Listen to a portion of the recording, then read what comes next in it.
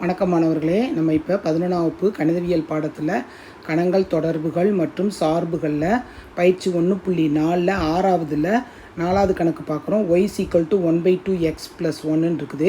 நம்ம எப்பயுமே வரைபடம் வரைகிற மாதிரியே தான் இங்கேயும் கொண்டு போகிறோம். இங்கே கொண்டு போடும்போது நம்ம என்ன செய்கிறோன்னா எக்ஸு ஒய்ன்னு போடுறோம். எக்ஸுக்கு மதிப்பு வந்து ரெட்டை எண்கள் கொடுக்க வேண்டிதான். ரெட்டை எண்கள் கொடுத்தோம்னா நம்ம கணக்கு செய்கிறது வந்து ரொம்ப எளிமையாக இருக்கும். ஃபஸ்ட்டு வந்து நம்ம என்ன கொடுத்துக்கிறோம், 0ன்னு கொடுக்குறோம். 0ன்னு கொடுத்தோம்னா 1 வரும். அடுத்து வந்து 2 கொடுக்குறோம். 2 கொடுத்தோம்னா 2னா 1 + 1 2. அடுத்து 4 கொடுக்குறோம். 4ன்னு கொடுக்கும்போது 4னா 2 3 வரும்.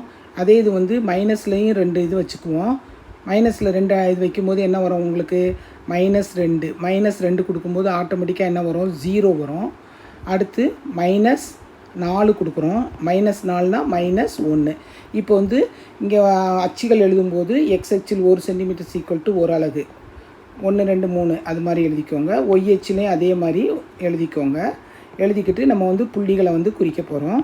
புள்ளிகளை குறிக்கும்போது நம்ம வந்து கரெக்டாக குறிச்சிட்டு நம்ம எழுதினோம்னா கரெக்டாக நம்மளுக்கு வந்து அது வந்து எந்த அலகு மேலே போயிருக்கா, கீழே இது வந்திருக்கா, எத்தனை ஓரலகா, இடப்பக்கமா வலப்பக்கமானு நம்ம எழுதுறதுக்கு வசதியாக இருக்கும்.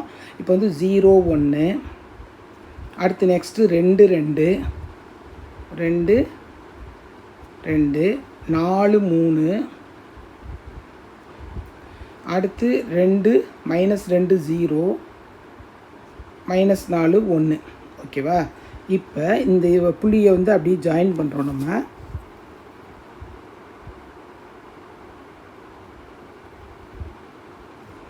ஓகேவா? சரி, இப்போ வந்து இதுக்கு வந்து இது வந்து என்னது, y = 1/2x + 1. இதுதான் கிராஃப். இந்த கிராஃப் வந்து எப்படி இருக்குதுன்னு பார்க்குறோம். இந்த வரைபடம் எப்படி இருக்குது, எக்ஸ் அச்சை நோக்கி பெறப்படுகிறது. இது வந்து மெயினாக வந்து எக்ஸ் அச்சை நோக்கி பெறப்படுகிறதுன்னு வந்து நம்ம எழுதிட வேண்டிதான். இங்கே இந்த இது ஓரளவு எங்கே இருக்குது, மேல் நோக்கி நகர்வதால் பெறப்படுகிறது. y = 1/2x + 1 வரைபடம்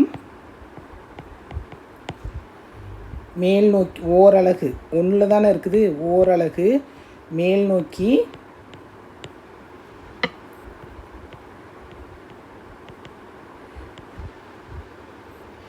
எக்ஸ் அச்சை நோக்கி மேல் நோக்கி எக்ஸ் அச்சை அழுத்தின்னு கூட எழுதலாம். எக்ஸ் அச்சிலையும் அதுக்கு மேல் நோக்கி போயிருக்கு. அப்படின்னா எக்ஸ் அச்சு அதாவது பேரலாக கிடைமட்டமாக இருக்கிற மாதிரி தானே இருக்குது. அதனால தான் அவங்க கொடுக்குறாங்க.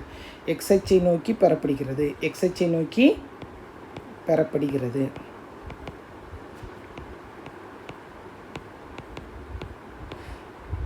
இதனுடைய காரணி வந்து என்ன இருக்குது, காரணி வந்து என்னது, 1/2. அந்த காரணி வந்து எது, 1க்கு கீழே இருக்குது. நம்ம அப்போதை பார்க்கும்போது 2 வந்து எப்படி இருக்கும், 1க்கு மேலே இருக்குதுன்னு அர்த்தம், வேறு ஒன்றுமே கிடையாது. காரணி வந்து 1/2 < 1ன்னு கொடுத்துருக்காங்க. புரியுதா மாணவர்களே?